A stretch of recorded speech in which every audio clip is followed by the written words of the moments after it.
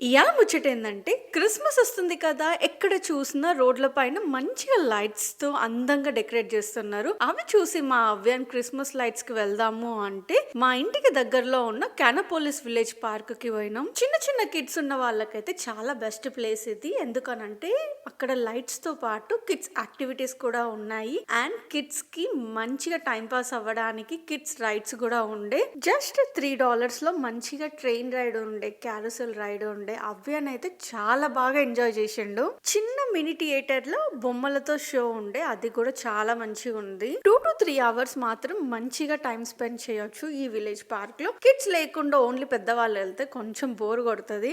నేను ఇండియాలో ఉన్నప్పుడు క్రిస్మస్ వస్తుంది అని అంటే మా ఫ్రెండ్ వాళ్ళ మమ్మీ చేసే కేక్ కోసం వెయిట్ చేస్తూ ఉండే. క్రిస్మస్ అంటే కేక్ తినడం అని మాత్రమే తెలుసు. బట్ యుఎస్కి వచ్చిన తర్వాత అర్థమైంది క్రిస్మస్ అంటే ఎంత ముందు నుంచి ఎంత పెద్దగా సెలబ్రేట్ చేసుకుంటారు అని.